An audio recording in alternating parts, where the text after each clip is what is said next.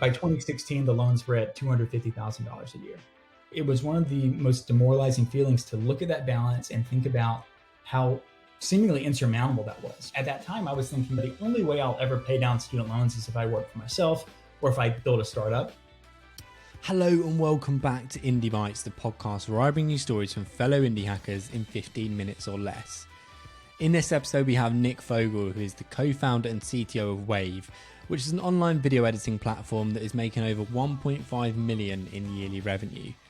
Before we find out about Nick, I'd like to quickly thank the sponsor of this episode, Weekend Club. You know what? I think even if Charlie, the founder of Weekend Club, didn't pay me to sponsor the episode, I'd still happily recommend it to any indie hacker or solo founder out there.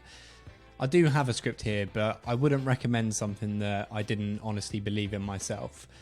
Weekend Club is perfect for me as a solo founder for meeting other like-minded bootstrappers to get advice, feedback, and to keep me accountable. Every Saturday we have a deep working session to help get our tasks done and make progress on our projects. If you join, Charlie has given me a limited promotional code to get 50% off your first month. Go to weekendclub.co and enter IndieBytes as your code. If you do join, I'll see you on Saturday. Let's get back to Nick. Nick Fogle is the co-founder of Wavve and Turnkey, but there's a lot more to Nick than just that. Wavve is an audio to video platform which has now hit $1.5 million in ARR. But Nick has only really just left his full-time job a few months ago, 3 years after starting the company and 9 months after it had eclipsed his salary. Well, why is that? Well, Nick had $250,000 of student loans to pay off. Nick, $250,000 of student debt. How does someone get that? I'm from the UK where that's not really a number we would get to. 250,000. Yeah, it's $250,000 in student debt. It's a heck of a lot of money. And it took some time to build that up. Now, none of it was from undergrad. I did a 4-year degree. And then I graduated in 2008, which was right in the trough of the financial recession. My major was in economics. So of course I was out interviewing with Bank of America and John Hancock Financial, all the big banks. And suddenly they did a hiring freeze. I found myself loading trucks at Walmart and stocking the dairy section because that was the only place that would hire at the time. So I said, you know what, I've got a great idea. Let's go to law school. Lawyers make a lot of money, right? At that point in time, I was fortunate. I had a scholarship to undergrad and parents had helped out some. So I didn't have any debt. But I said, lawyers make a lot of money. I'm going to take out a loan and law school happen and I'll graduate and make a lot of money and I'll pay off the debt fast. Because again, I thought lawyers just made a lot of money. Turns out that's not quite true. I went to a private law school and I think the tuition each year was probably $40,000 to $45,000. And so by the time of graduation, that was about $135,000 in principal. How do you get from $135,000 to $250,000? I only borrowed $135,000.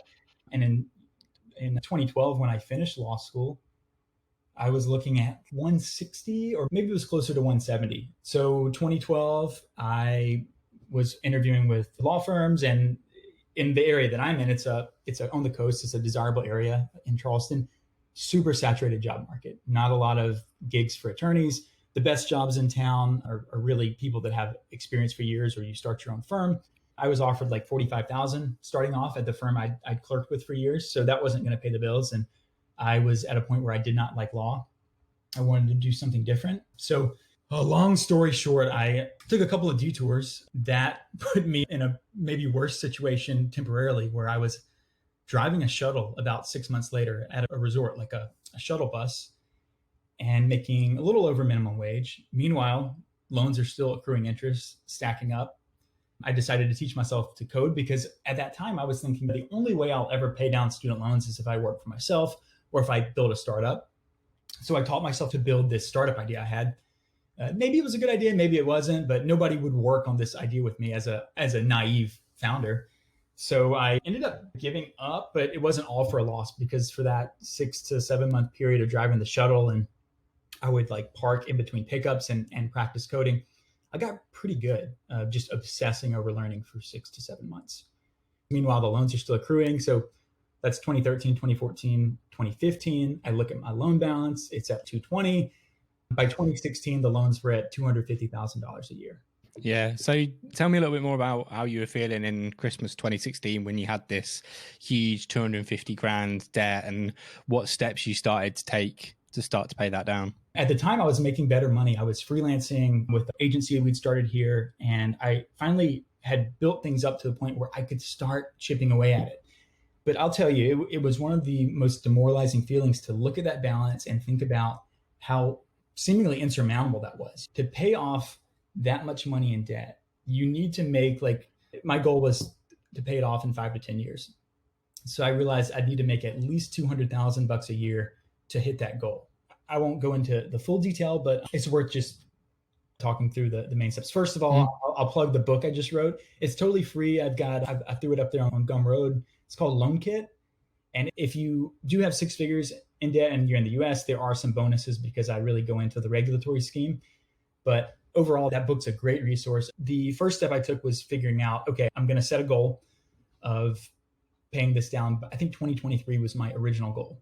And this was in 2016. So that was like 7 or 8 years. And I was just figuring, okay, like at this point in my career, I was making about $150,000 a year. And I had already realized that I really needed to make some asymmetric bets in my future if I was ever going to pay this thing off.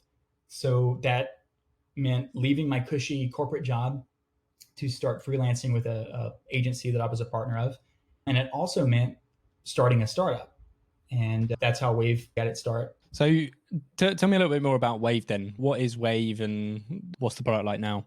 Yeah, Wavve is a really great tool for podcasters such as yourself, James. I should give you a free code to use it. It's something that people take for granted now, right? You're on social media and you see a podcast with a waveform that's animated and there's a nice design and maybe some subtitles or closed captions that are panning across the screen there.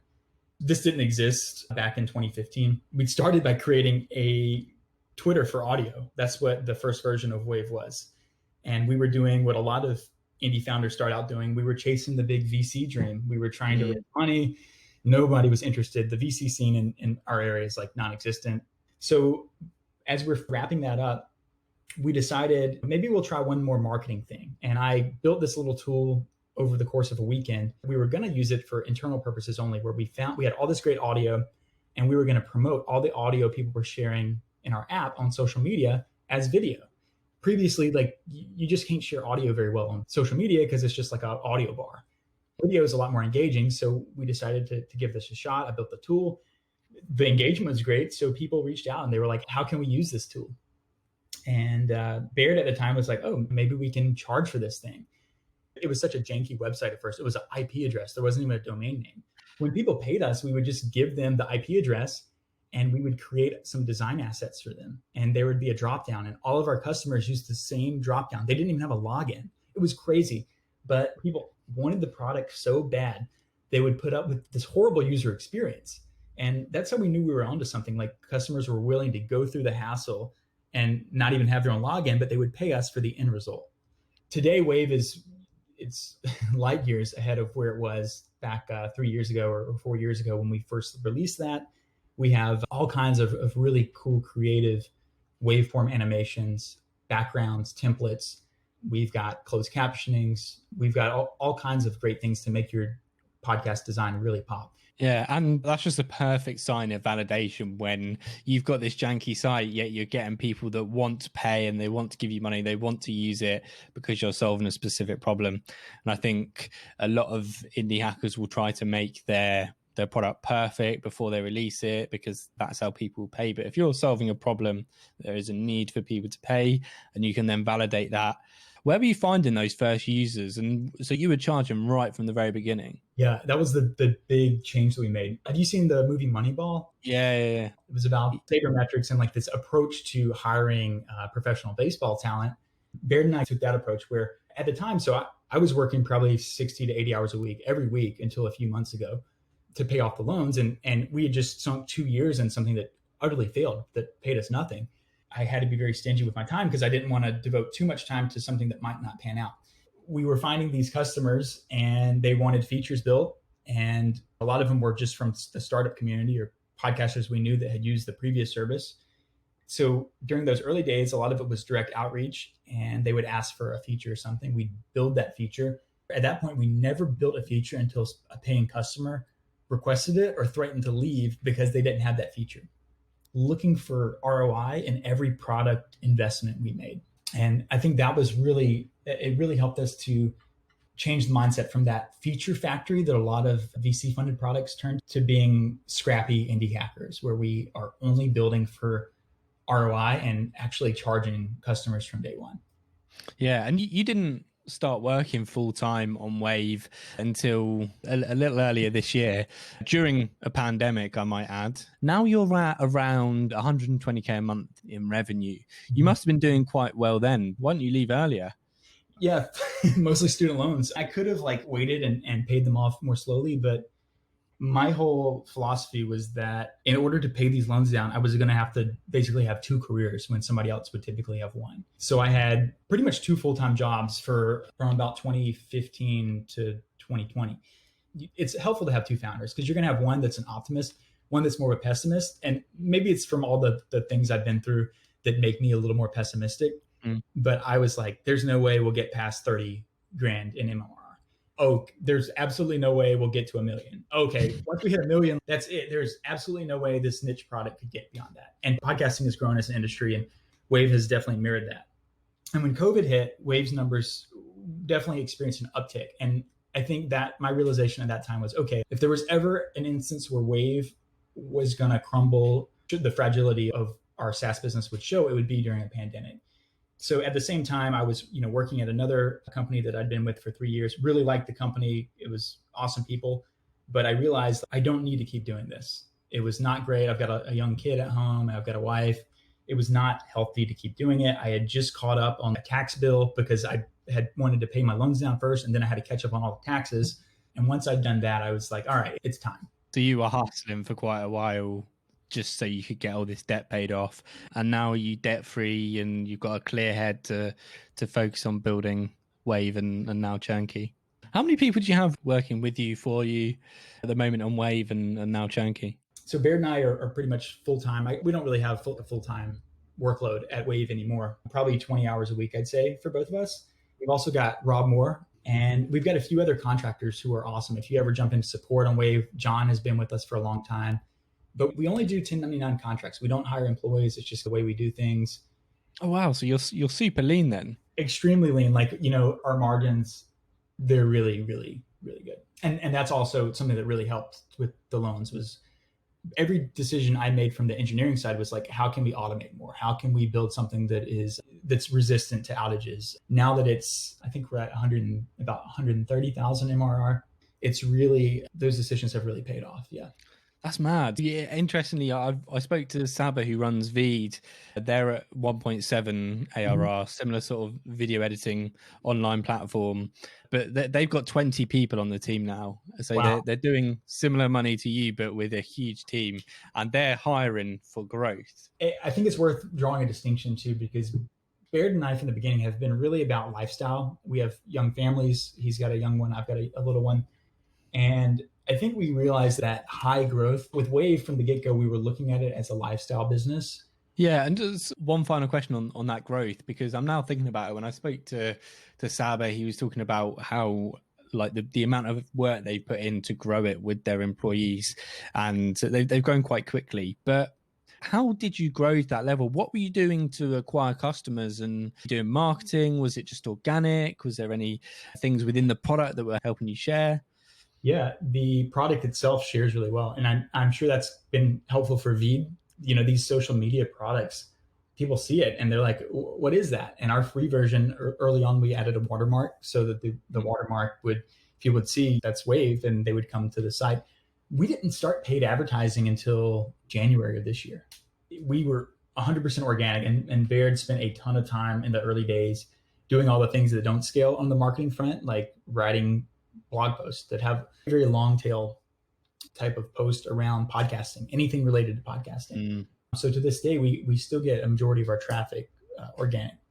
Yeah, there's some super key learnings about having a product that works well, going after a market that is a growing market, making sure your product is right for them, and having content around that, and making your product viral in its nature, having those watermarks.